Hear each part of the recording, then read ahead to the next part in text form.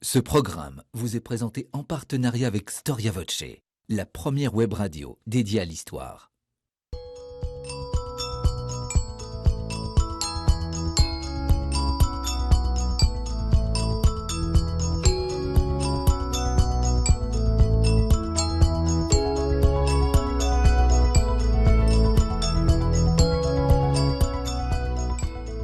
Chers amis fidèles, bonjour à toutes et à tous et bienvenue sur le plateau de votre émission Au risque de l'histoire. Alors, nous sommes le 12 juillet 1790, quasiment un an, jour pour jour, après la prise de la Bastille.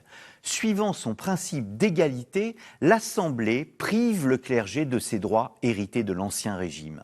En effet, elle vote ce que l'on appelle la Constitution civile du clergé.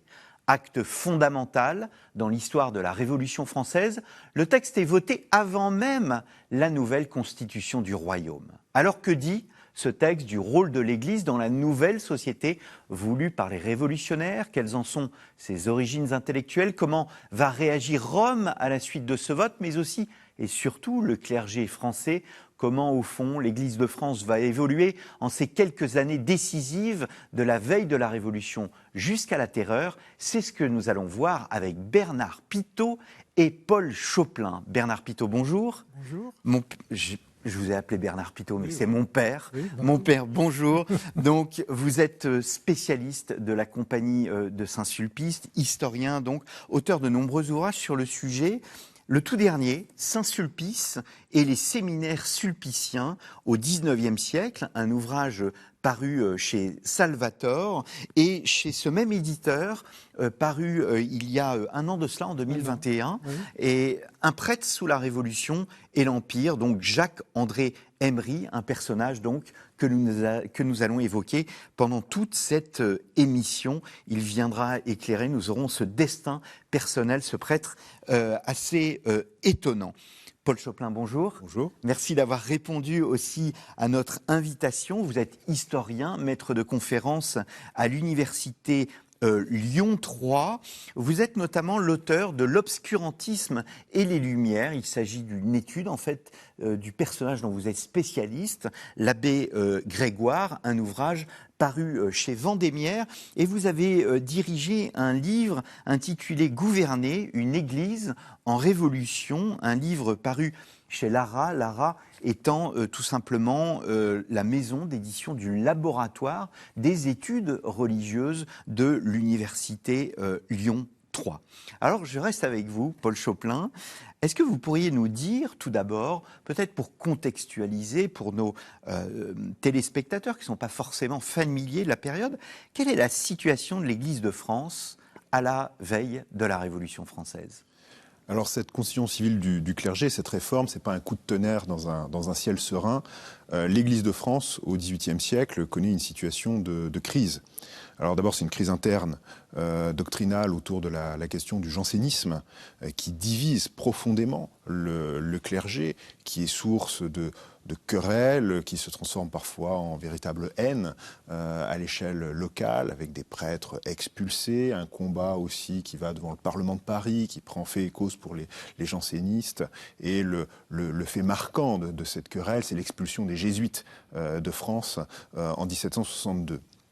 Et donc cette querelle, elle n'est pas éteinte au moment de la Révolution, elle s'est un petit peu apaisée, mais toujours dans les diocèses, et on aura peut-être l'occasion d'en reparler, dans les séminaires, il y a toujours des conflits doctrinaux assez durs. Donc ça, pour résumer, on a un clergé qui est divisé sur ces questions-là. C'est aussi une période de crise sur le plan institutionnel. C'est-à-dire qu'on arrive à un système institutionnel qui est hérité du cadre féodal, d'une église qui est une puissance temporelle et dont la gestion devient de plus en plus difficile au XVIIIe siècle. Une église qui est sollicitée par la monarchie, en principe le clergé ne paye pas d'impôts, mais en réalité, il verse au roi ce qu'on appelle le don gratuit, donc il y a un impôt déguisé, et donc l'Église doit verser cet impôt, l'Église s'endette pour cela, et puis au sein de l'Église, on a aussi des conflits autour des bénéfices, des ressources temporelles de cette Église. Alors c'est des conflits au sein de communautés religieuses, ce sont aussi des conflits entre évêques et curés, des procès qui n'en finissent pas autour de certains biens. Et donc ces querelles autour des biens de l'Église, cet endettement, donne aussi une mauvaise image de l'Église à l'extérieur, et au sein de l'Église amène beaucoup à penser qu'il faut complètement réformer cette organisation. Donc il y a une idée de réforme qui est déjà dans l'air au moment où la Révolution éclate. Et donc la question qui se pose, c'est quelles seront les modalités de ces réformes à venir. Mon père, Jacques-André Emery, sur lequel donc vous avez écrit, né en 1732, ça veut dire qu'il a dépassé la cinquantaine en 1789, pardon. Donc c'est un homme qui a déjà vécu beaucoup de choses. Il a vécu cette crise janséniste, la question du gallicanisme aussi. Comment s'inscrit-il dans ce mouvement de réforme? Est-ce qu'il sent aussi ce mouvement de réforme? Est-ce qu'il veut ce mouvement de réforme? Est-ce qu'il y participe? Oui, on a relativement peu de choses sur les opinions politiques de M. Emery. Il faut dire que les séminaires sulpiciens ont toujours eu pour politique d'essayer de ne pas introduire dans les séminaires confiés à Saint-Sulpice les conflits de l'extérieur, les conflits qui habitent l'Église à ce moment-là, quoi. Bon, ça ne veut pas dire que rien ne passait, n'est-ce pas? Ça ne veut pas dire ça. Mais enfin, les sulpiciens ont toujours cherché à être des gens modérés et surtout à ne pas publier des choses qui pourraient engager des conflits à l'intérieur des séminaires. Donc au fond, on ne voit pas beaucoup les sulpiciens prendre parti. On sait qu'ils sont anti-jansénistes, mais ils évitent les publications à ce sujet. Et puis, je crois que M. Emery était en politique plutôt assez conservateur et certainement qu'il ne tenait pas à un changement radical de la situation telle qu'elle était. En tout cas, sur les grandes institutions du royaume. Voilà. Mais il arrive comme supérieur général en 1782, donc 7 ans avant qu'éclate la Révolution, parce que tout de même, dans le séminaire de Saint-Sulpice, en tout cas à Paris, on sent bien le côté difficile de la situation ecclésiale. À Paris viennent beaucoup de gens qui tiendront plus tard des postes importants dans l'Église. Talleyrand est élève du séminaire de Saint-Sulpice, n'est-ce pas? Il sera ordonné dans le séminaire ordonné prêtre dans le séminaire de Saint-Sulpice et évêque dans le séminaire de Saint-Sulpice. Donc, et évidemment, il y a beaucoup de gens qui, au fond, se dirigent vers l'épiscopat, ou en tout cas vers des postes de vicaires généraux, enfin des postes importants dans l'Église. Et ça met un climat quand même, tout ça, un climat d'un certain arrivisme, et puis on en prend et on en laisse avec le règlement. On est issu d'une grande famille, n'est-ce pas? Donc voilà, le cardinal de Fleury habite dans le séminaire, et il a fait construire une aile avec, il a ses appartements là, tout en retournant à Versailles, évidemment, pour le gouvernement. Mais donc, quand même, il y a quelque chose qui traverse le séminaire et qui n'est pas très sain par rapport à, disons, à la vocation même du séminaire qui est de former des prêtres saints, quoi. Hein. Ouais. Paul Choplin, précisément, est-ce que l'Église est imperméable aux idées des Lumières ? Alors non, bien sûr, l'Église est dans la société et donc les débats du temps font écho au sein du clergé et M. Emery est un bon exemple puisqu'il s'est intéressé notamment à Leibniz.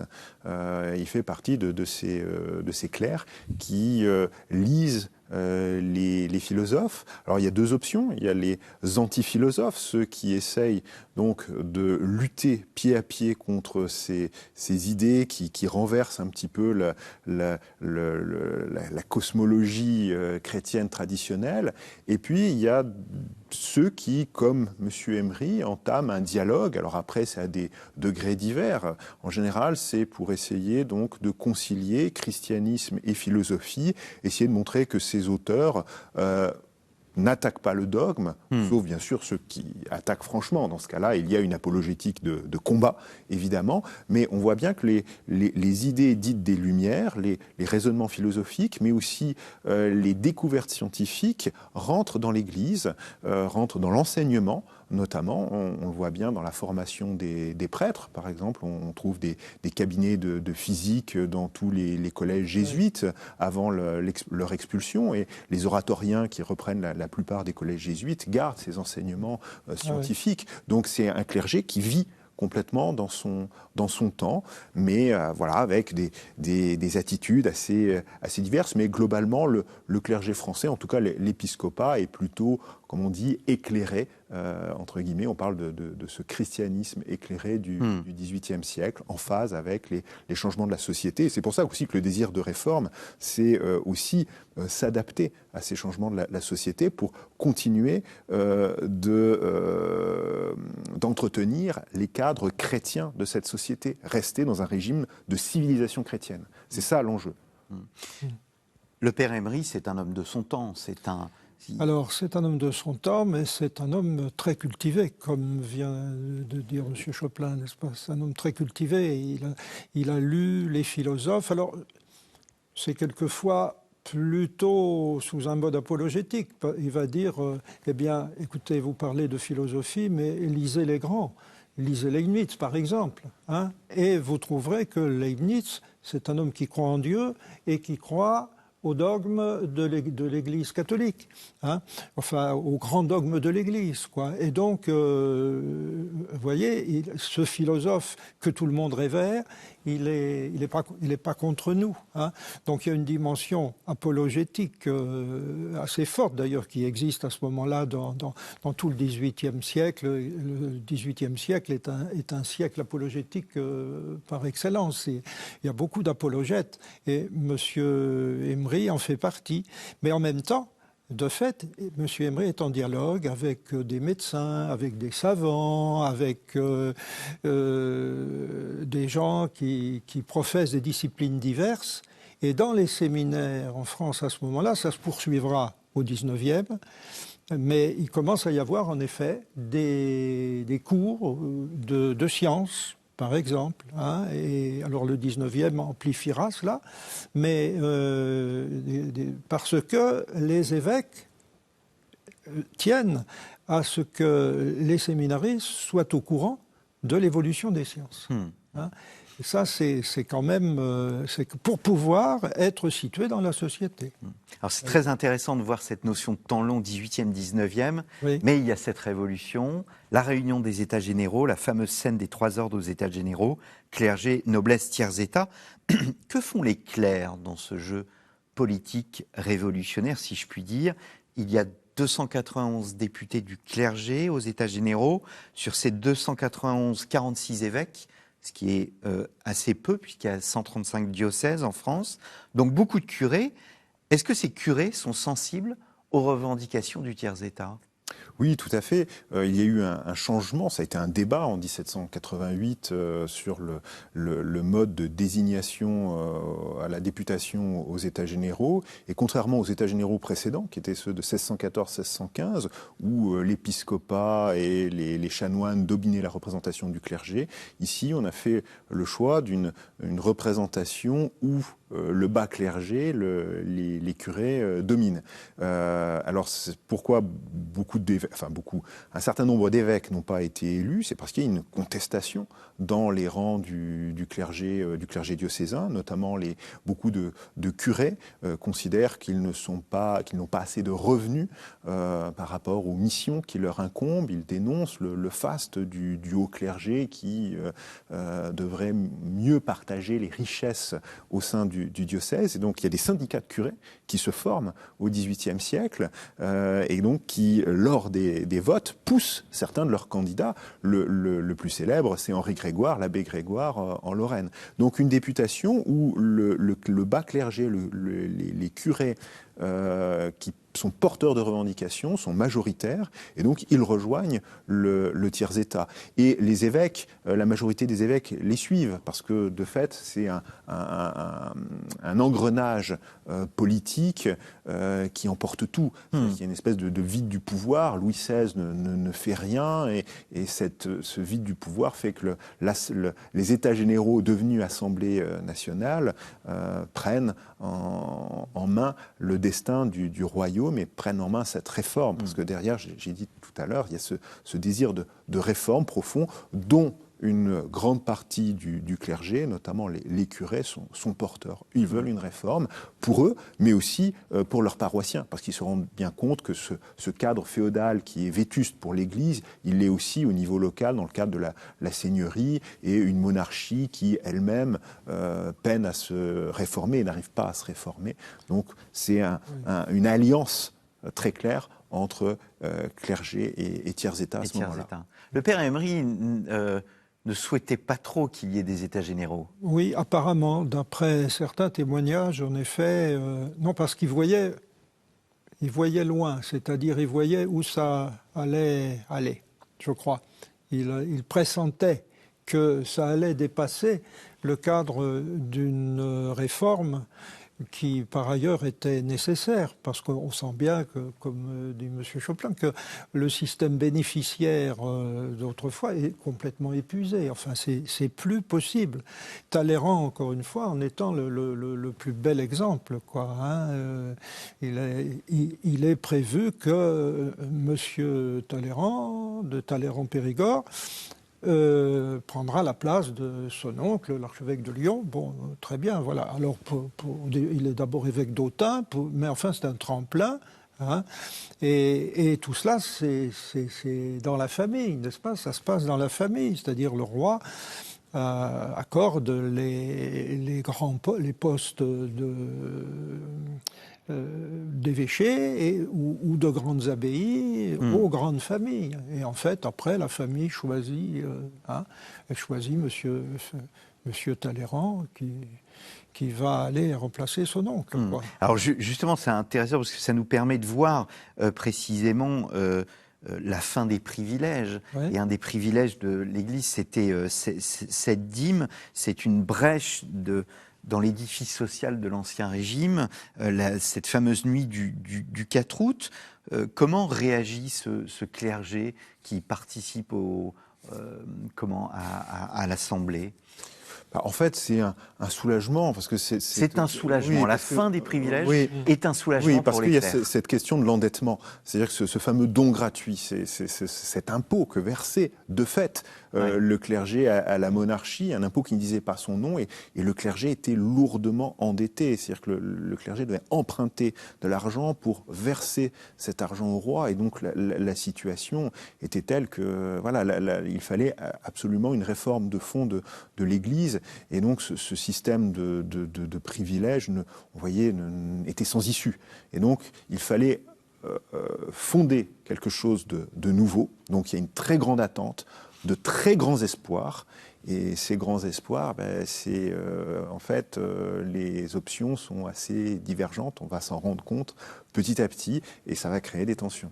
Mais est-ce que justement, parce qu'il y a il y a un engrenage révolutionnaire, hein, est-ce que ce clergé se rend compte, par exemple, avec la Déclaration universelle des droits de l'homme au mois d'août, le même mois que la suppression des privilèges, est-ce que ce clergé se rend compte qu'au fond, la religion va devenir une opinion comme une autre? Et est-ce qu'il se satisfait d'une telle proclamation? Alors ça, c'est quelque chose qui est déjà une ligne de fracture au sein du clergé à ce moment-là, c'est la question de la tolérance religieuse, qui est derrière en fait la Déclaration des droits de l'homme, et notamment le fameux article 10, qui accorde une liberté de conscience et de culte dans la limite du trouble à l'ordre public. Et en fait, c'est un phénomène qui s'est enclenché avant la Révolution. En 1787, le roi Louis XVI a reconnu l'existence des protestants, la minorité protestante en France, mettant fin au régime de l'édit de Fontainebleau de Louis XIV, considérait que le peuple français était catholique. Et donc, à partir du moment où les protestants sont tolérés, on voit bien qu'il y a un nouveau régime des cultes qui va forcément se mettre en place, parce que le culte protestant, même s'il est officiellement interdit, il y a des temples qui ont été ouverts au su et au vu de l'administration royale, et on ferme les yeux. Donc c'est une situation qui est un petit peu hypocrite. Donc il y a quelque chose qui doit se redéfinir. Et donc le clergé, voilà, chacun espère que ce régime de tolérance va conserver l'avantage de l'Église catholique comme Église de la religion, de la majorité des Français. Mais il y a des divergences au sein du clergé sur la façon dont va se construire ce nouveau régime des cultes et quelle sera la place de l'Église. Et il ne faut pas oublier qu'aussi l'été 89, c'est un climat de peur, c'est la fameuse grande peur, où il y a de l'agitation dans les campagnes, et le clergé joue son rôle politique, justement, d'apaisement. Et beaucoup d'évêques pensent que leur pouvoir, leur autorité traditionnelle doit être maintenue, parce qu'ils sont aussi des garants de la paix sociale. Ils ont peur de l'évolution, de l'incertitude? Beaucoup d'incertitudes. Le régime administratif monarchique s'effondre pendant l'été 89. C'est un phénomène qui a frappé les contemporains. Les intendants sont aux abonnés absents. C'est aussi le début de l'émigration nobiliaire dès juillet 89 avec le comte d'Artois, le propre frère du roi. Donc c'est un moment d'instabilité très forte, et certains évêques qui sont liés aux grandes familles, et certaines grandes familles commencent à quitter le royaume, s'inquiètent aussi beaucoup. Donc c'est un saut dans l'inconnu, on ne sait pas vraiment où on va, et donc c'est ce mélange d'espoir et de peur qui fait qu'on a une situation qui est extrêmement tendue, là encore, à l'été 89 et jusqu'à l'automne 89, quand vont être votées les premières réformes religieuses de l'Assemblée nationale. Le père Emery est dans cette, dans cette idée à la fois de peur, d'attente, C'est-à-dire, je crois qu'il faut bien voir que M. Emery, il ne sait pas plus que d'autres ce que ça va devenir, en fait. Hein. Cette peur, elle vient dont vous parlez, elle vient de l'inconnu, quoi. Hein. Qu'est-ce que ça va donner, hein? Et c'est là que la constitution civile du clergé va être révélatrice quand même d'un certain nombre de choses, parce qu'il n'y a pas seulement les mesures concernant l'abolition des privilèges et une réforme interne de l'Église qui est absolument nécessaire, c'est évident, mais il y a toute une série d'autres mesures qui vont montrer que on vise aussi quelque chose d'autre, quoi. Hein. Et en particulier, rien ne sera négocié avec Rome, par exemple. Hein. Toutes les décisions vont être prises et le roi va parce que le roi est faible, parce qu'il est mal conseillé, parce qu'on imagine toujours qu'il va finir par y avoir des négociations avec Rome et qu'on va pouvoir arranger les choses, Et finalement, on va se trouver devant le fait accompli de la Constitution civile et devant la réaction romaine ensuite, qui va tarder d'ailleurs beaucoup à venir, qui va venir quasiment un an après. Hein. Alors, je pense qu'à partir du moment où la réforme est en route, n'est-ce pas, ça va devenir assez implacable, quoi. Hein. Alors, on s'engage dans des réformes qui sont nécessaires, même la réforme administrative. Hein. C'est vrai que l'organisation de l'Église de France, avec cette multitude d'évêchés, n'est-ce pas, certains tout petits, certains beaucoup plus grands, c'est vrai que l'organisation des paroisses, avec une multitude de fonctions, les chanoines, etc. Bon, il y avait besoin d'une réforme. Hein. Mais évidemment, la réforme va s'engager, par exemple, il y aura là aussi la suppression des religieux, hein, de toutes les congrégations religieuses, ce qui montre bien qu'à ce moment-là... En 1790, au mois de février. 1790, oui, ce qui montre bien qu'à ce moment-là, évidemment, on considérait l'Église, disons, les prêtres, les évêques, un peu comme des officiers gouvernementaux ecclésiastiques, quoi. Hein. Est-ce que la perception justement des révolutionnaires reste que l'Église doit rester une force sociale, une force pas forcément politique, mais une force sociale utile? Les ordres religieux, on les supprime parce qu'ils ne sont pas utiles, ils sont bons qu'à prier. En revanche, l'institution doit être maintenue parce qu'elle s'occupe de l'enseignement, elle s'occupe de la charité, etc. Oui, c'est un thème fort des Lumières, celui de l'utilité sociale du clergé. Et ce clergé a fait preuve de son utilité, entre guillemets, justement pendant cet été 89, au moment de la Grande Peur, en rassurant les fidèles des mandements épiscopaux.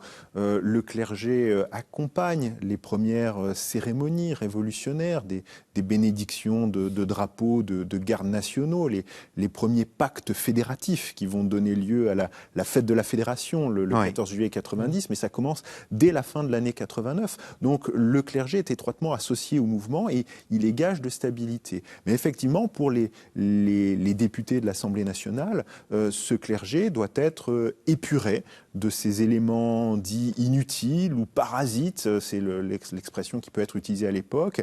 Donc le clergé qui ne sert à rien, est particulièrement pointé du doigt les ordres réguliers contemplatifs. Donc ça, c'est aussi un topos des Lumières, c'est la stérilité du cloître, ces hommes et ces femmes qui feraient mieux de vivre dans le monde et de faire des enfants et de contribuer ainsi à la richesse de la nation, et la mise en vente de leur couvent.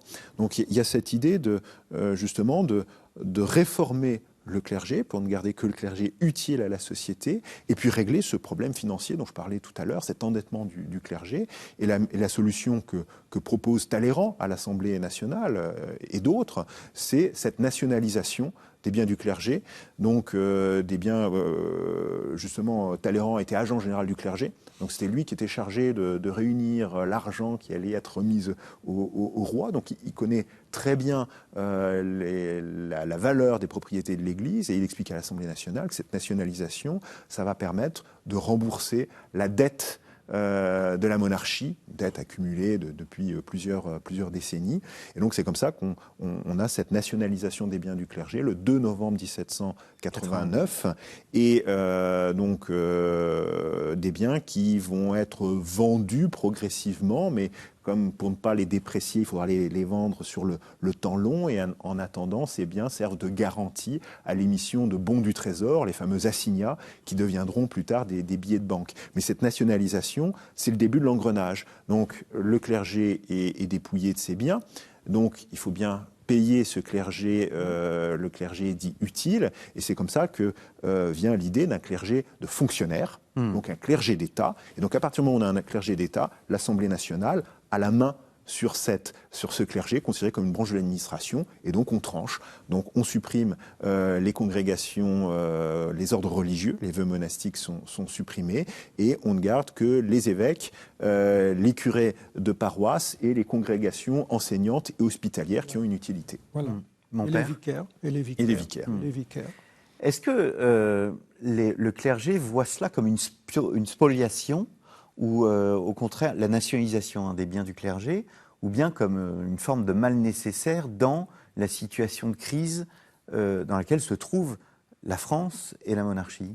C'est une première rupture au sein du clergé, parce qu'il y a une partie du clergé, l'épiscopat, qui considère que c'est de fait une spoliation, parce que de fait, le clergé a une fonction sociale, une fonction de charité, d'aide aux populations, notamment dans les périodes de disette, en versant des secours. C'est parfois des sommes assez importantes. Et donc, il y a une partie du clergé qui dénonce cette nationalisation des biens comme une spoliation. C'est le cas de l'évêque de Tréguier, par exemple, en Bretagne, qui est le premier à prendre la parole, à diffuser un amendement qui condamne ces premières réformes. Mais il y a une autre partie du clergé qui est plutôt soulagée, qui pense que c'est aussi peut-être la meilleure façon de sortir de cette spirale de l'endettement, de régler tous ces conflits qui empoisonnent au quotidien la vie du clergé français. Le clergé français est englué dans des procès qui n'en finissent pas au début de la Révolution. Et donc, un nouvel ordre est en train de se mettre en place. Et pour certains, c'est une opportunité qu'il faut saisir. Mais après, est-ce que l'Assemblée nationale va tenir compte de l'avis des évêques et du clergé? Ça, c'est une autre paire de manches. Je vous cite mon père. À côté, Monsieur Emery se dresse comme une figure particulièrement pure. C'est un homme de l'Ancien Régime. Il n'envisage pas de changement radical de la société. Il va pourtant accompagner ce changement et l'accepter pour que l'Église vive. La seule chose qu'il désire vraiment, c'est que l'Église garde son unité et qu'elle puisse librement exercer son ministère. Il apparaît un peu comme un... Est-ce qu'il y a, je vais être un peu provocateur, est-ce qu'il y a une forme de naïveté chez le père Emery, ou au contraire, il ne se fait aucune illusion sur l'avenir? Mais non, justement, je crois qu'il ne se fait pas d'illusions sur l'avenir, mais ce qu'il voit, c'est qu'à partir de ce que vous venez d'évoquer, il va y avoir une division, effectivement, très forte dans le clergé, c'est-à-dire ceux qui vont prêter le serment à la Constitution civile et ceux qui ne vont pas le prêter, qu'on va appeler les réfractaires ou les insermentés, et les autres étant les assermentés, n'est-ce pas ? Alors, à partir de là, évidemment, les réfractaires et insermentés n'auront plus le droit d'exercer le ministère. Seuls les assermentés pourront l'exercer. Donc c'est comme c'est ce qu'on peut dire un peu plus, on va y venir sûrement, mais c'est pas chez les évêques, mais chez les prêtres, c'est presque moitié-moitié. Évidemment, il y a une coupure. Et ça, M. Emery, il le supporte très difficile. Ça, il le vit très mal. Parce qu'il a son souci d'unité de l'Église. Son souci d'unité du clergé. Alors, on va y revenir au fameux serment, mais peut-être justement sur la constitution civile du clergé. Elle est votée le 12 juillet 1790. Est-ce qu'avant, d'abord, qui prépare cette constitution? Est-ce que le clergé a son mot à dire dans cette constitution? Alors, c'est l'Assemblée nationale qui prépare cette réforme. Toute seule de son côté. Il y a un comité, les lois et le cadre de la future constitution est préparé dans le cadre d'un travail de comité. Donc il y a un comité ecclésiastique chargé de la réforme de l'Église de France. Il y a quelques prêtres, curés, évêques en son sein. Il y a surtout des juristes, des canonistes qui connaissent bien les institutions ecclésiastiques et qui sont chargés de préparer donc cette constitution civile du clergé. La plupart sont des canonistes gallicans qui veulent une église de France forte et relativement indépendante à l'égard de Rome. Le pape a une autorité spirituelle sur cette église, mais cette église s'administre elle-même. Et donc c'est le comité ecclésiastique de l'Assemblée nationale qui va présenter un projet de décret qui va être discuté et adopté le 12 juillet 90 avant d'être sanctionné, c'est-à-dire validé par le roi à la fin du mois d'août de cette même année 1790. Mais c'est une décision de l'Assemblée nationale et c'est ça aussi qui va faire grincer beaucoup de dents dans l'épiscopat. À aucun moment, les évêques de France n'ont été consultés collectivement. Il n'y a pas eu de réunion de concile national. Certains réclamaient la réunion d'un concile national.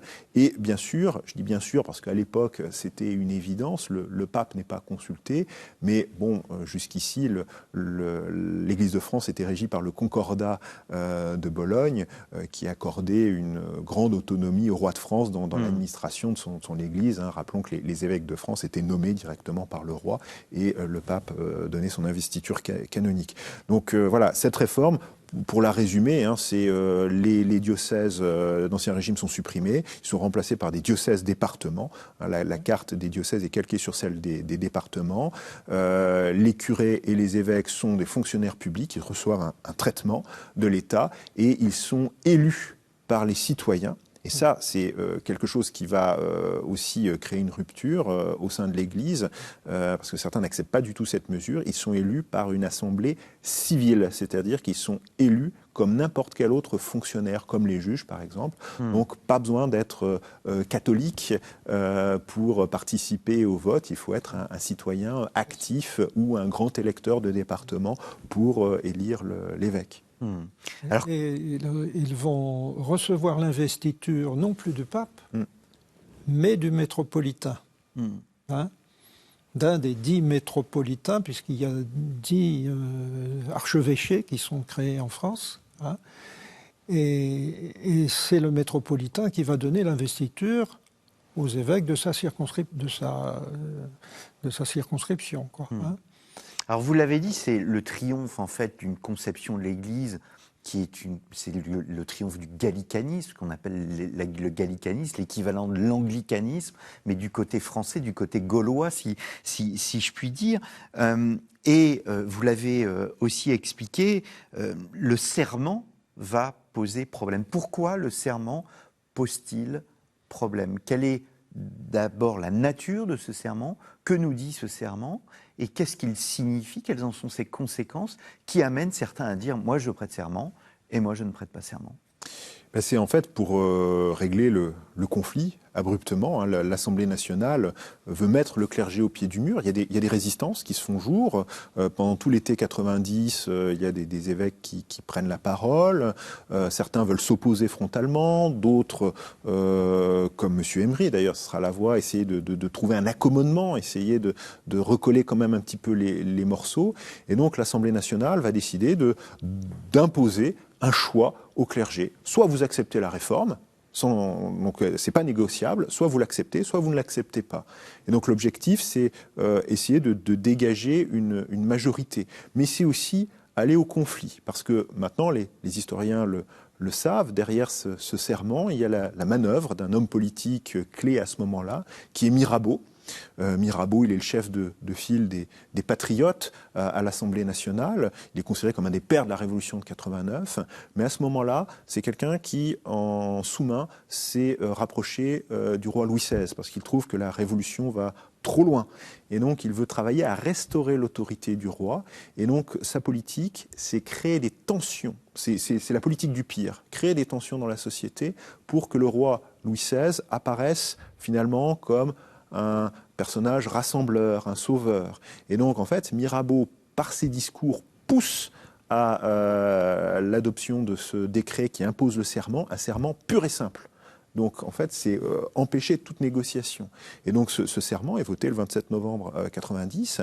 Et voilà, là, il faut prendre une décision. Alors, certains disent, oui, mais est-ce qu'on peut prêter serment sous réserve des questions spirituelles? Parce que on prête serment à une constitution qui est en cours de rédaction. Vous l'avez dit, elle sera adoptée en 1791. Certains disent, on pourrait mettre des réserves, trouver un compromis. Et l'Assemblée nationale, sous la houlette de Mirabeau, dit non. Donc là, eh bien voilà, le résultat, c'est ce qu'on appelle un schisme, de fait, une séparation entre deux clergés catholiques, celui qui prête le serment et celui qui le refuse. La majorité, l'écrasante majorité des évêques le refusent. Le clergé paroissial est beaucoup plus divisé dans un premier temps. C'est à peu près, il y a plutôt une majorité pour le serment, mais petit à petit, il va y avoir des rétractations. Mais c'est une situation de rupture qui désole un certain nombre de membres du clergé, dont M. Emery. Donc M. Emery cherche la conciliation, cherche à sauver les meubles. Il va prêter serment, lui? Ah non, non. D'abord, il n'est pas obligé de prêter serment parce que seuls sont obligés de prêter serment les prêtres qui sont en fonction d'évêques, de vicaire général, de curés, de vicaires, donc les gens qui sont officiellement en poste dans les diocèses. Et puis, dans les séminaires, alors les prêtres des séminaires, mais le séminaire de Saint-Sulpice à Paris a son autonomie, dirons-nous. Son indépendance, ça serait trop dire, mais il a une véritable autonomie qui fait que M. Emery ne va pas normalement être sollicité pour prêter le serment. Mais là-dessus, sur le fait qu'il l'ait prêté ou non, il y a des historiens qui disent qu'il ne l'a pas prêté, des historiens de l'époque ou des mémorialistes de l'époque qui disent non, il n'a pas été sollicité pour le prêter, et puis d'autres qui disent s'il l'a prêté à cause des liens avec la paroisse, il aurait été soutenir un peu les gens de la paroisse. Entre la paroisse Saint-Sulpice et le séminaire, c'était évidemment très lié puisque la paroisse était liée au séminaire. C'était des sulpiciens qui étaient curés et vicaires. Et puis il était vicaire général de Paris quand même. Et ça, c'est établi, c'est clair, il l'a dit lui-même. Donc, voilà. Mais en fait, qu'il l'ait prêté ou non, c'est presque anecdotique, si vous voulez. Hein. En réalité, les consignes dans la compagnie, puis je suis même pas sûr qu'il y avait besoin de consignes. C'était clair, on ne prêterait pas le serment. Et de fait, aucun sulpicien n'a prêté le serment. C'est peut-être la seule congrégation dont aucun des membres n'a prêté le serment à ce moment-là. Mais par ailleurs, évidemment, M. Emery, dès qu'une possibilité lui sera offerte, il va s'engouffrer dans cette possibilité et ça sera pour lui, alors plus tard, en 92, le serment de liberté et d'égalité, qu'il considère comme purement civil après s'être informé auprès de ceux qui l'ont mis en place, n'est-ce pas? Et il va prêter ce serment en 1792 et conseiller à tous ceux qu'il connaît de le prêter. Et les sulpiciens qui sont encore avec lui à ce moment-là au séminaire de la place Saint-Sulpice vont prêter ce serment. Parce que, eh bien, ils estiment que c'est peut-être le moyen de réunir les deux clergés divisés par le serment à la Constitution civile. Paul Chopin, pourquoi, il nous reste une dizaine de minutes, pourquoi Rome met tant de temps à réagir? Est-ce parce que c'est sa nature d'attendre et que le temps romain n'est pas le temps révolutionnaire, ou tout simplement parce que, je ne sais pas, les informations ne remontent pas assez vite? Oui, il faut aussi se placer du point de vue de Rome, en fait, qui subit une série de crises depuis les années 1780. Il n'y a pas que la France. Il y a notamment les États autrichiens catholiques qui se sont lancés dans une grande réforme sous l'impulsion de Joseph II et sans consulter le pape. Alors ça donnait l'occasion à un voyage du pape Pie VI à Vienne pour trouver un compromis, un accord. Il y a l'anglicanisme, il y a le gallicanisme et il y a le joséphisme. Ouais, le joséphisme. romanisme. Et voilà, pour Rome, c'est voilà, une série de réformes, et Rome sent que la situation lui échappe. Et au sein même de la curie romaine, il y a des divisions. Il y a ceux qui sont persuadés qu'en fait, c'est un grand assaut contre l'Église, qu'il y a une espèce de grande collusion entre les protestants, les fameux jansénistes, qui chercheraient à abattre la puissance romaine, et donc il faut résister. Puis d'autres qui pensent qu'il faut plutôt négocier. Et donc il y a une grande prudence. On veut éviter la rupture diplomatique. Le représentant de France à Rome, le cardinal de Bernice, est quelqu'un aussi c'est un vieux routier de la diplomatie, qui essaye aussi d'apaiser les choses. Il fait la navette entre le roi et Rome pour essayer de trouver un compromis. Et donc Rome attend de voir, prend son temps pour voir comment les choses évoluent. Et puis même au sein de la curie, il y a un temps aussi pour se positionner. Les différentes options au sein de la curie doivent se concilier pour trouver une parole commune. Et il faut attendre avril 91 pour que la condamnation pontificale tombe, une condamnation, mais sans excommunication. C'est-à-dire qu'il n'y a pas il n'y a pas volonté d'une rupture totale avec l'Église. Il n'y a pas un schisme plein ? Non, là aussi on veut garder la porte ouverte à une réconciliation, parce qu'à Rome aussi on ne veut pas d'une séparation qui serait catastrophique. Il y a encore le traumatisme du protestantisme ou de l'anglicanisme, justement dans la couronne les couronnes britanniques, enfin la couronne d'Angleterre. Et donc Rome condamne cette constitution civile du clergé. Mais il y aura toujours une porte ouverte à la négociation au cours des années suivantes. Une porte ouverte qu'empruntera Napoléon. Il faut dire aussi peut-être que les grands documents, c'est une chose, la condamnation par Rome, c'est une chose, mais auparavant, il y a évidemment des échanges diplomatiques. Et le pape avait quand même envoyé une lettre à Louis XVI pour lui dire n'approuvez pas cette constitution civile. Si vous l'approuvez, vous vous engagez dans quelque chose qui vous dépasse complètement, quoi, hein. Alors, mais Louis XVI était trop faible à ce moment-là. Vraiment, son autorité était complètement déprécié, quoi, hein. Il avait cet espoir de Mirabeau, justement, qu'il a entraîné aussi un petit peu dans cette affaire, mais Mirabeau meurt en avril 91. Donc le roi se retrouve tout seul avec ce problème sur les bras.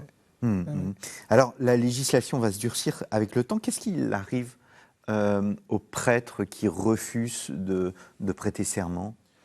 Dans un premier temps, l'Assemblée nationale ne s'attendait pas à cette vague de refus. Elle pensait très clairement que le clergé allait être enthousiaste à l'égard de cette réforme. Ce n'est pas le cas. Donc l'Assemblée nationale, elle doit quand même respecter le cadre de la Déclaration des droits de l'homme qui accorde la liberté de conscience. Donc il y a un clergé officiel, un clergé de fonctionnaires publics, c'est l'Église constitutionnelle, et puis il y a une Église catholique privée. C'est l'Église réfractaire qui bénéficie de la liberté de culte. Alors ils peuvent utiliser les églises constitutionnelles si le curé constitutionnel leur donne l'autorisation. Sinon, ils doivent trouver un lieu de culte, et cette église privée doit subvenir à ses besoins par ses propres moyens. C'est-à-dire que ce sont les fidèles qui se cotisent et qui entretiennent cette église. Mais cette église, elle est en but aux vexations des autorités administratives locales, et dans plusieurs villes, mais aussi dans les campagnes, on a des tensions qui dégénèrent en attaques. Alors c'est des campagnes de libelles dans un premier temps, et puis on en vient aux violences.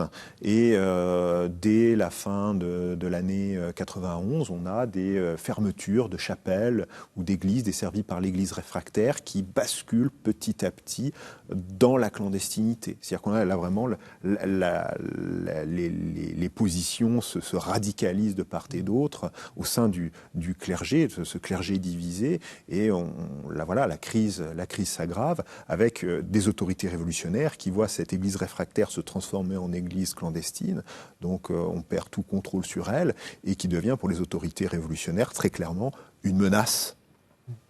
Les massacres de septembre, en fait, s'inscrivent dans cette...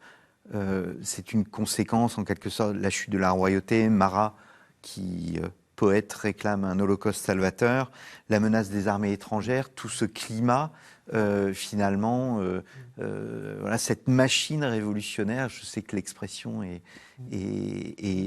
discutée par les historiens, cette machine révolutionnaire emporte tout, et les massacres de septembre sont une conséquence de cette machine? Oui, c'est la conséquence très clairement de deux choses. Cette peur d'une menace de cette église clandestine dont on ne sait pas trop ce qu'elle fait, puisqu'on a perdu la main sur elle. Donc chez beaucoup de révolutionnaires, il y a une espèce de paranoïa, la peur du prêtre fanatique qui préparerait une contre-révolution dans l'ombre. Et puis en avril 1792, c'est la déclaration de guerre à l'Autriche. En fin août 92, l'armée autrichienne et son allié prussien envahit la France, prend les places fortes de la frontière, marche sur Paris. Et donc pour les révolutionnaires, ces prêtres réfractaires sont une 5e colonne qu'il faut éliminer avant l'arrivée des Autrichiens. C'est les massacres de septembre, c'est l'ennemi de l'intérieur. L'ennemi de l'intérieur. C'est l'ennemi de l'intérieur qui soutient l'ennemi de l'extérieur. Puis peut-être aussi... L'Assemblée est dépassée par un mouvement aussi. Les massacres de septembre sont une espèce de mouvement populaire. C'est un lynchage. C'est une forme de lynchage, c'est de la justice populaire. Et ils sont un peu dépassés. Hein, et puis après, du coup, la machine va s'enclencher, quoi, et avec les migrations.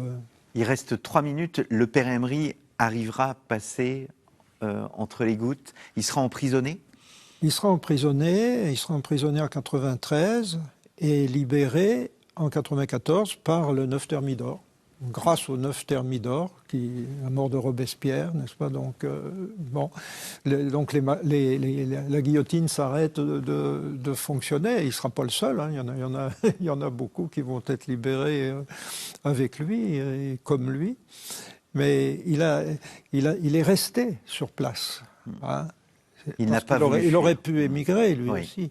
Mais il a voulu rester sur place au séminaire, où paradoxalement, il était à l'abri avec la section révolutionnaire du Luxembourg, hein, qu'il avait bien accueilli, à laquelle il avait donné des salles, des crayons, du papier, etc.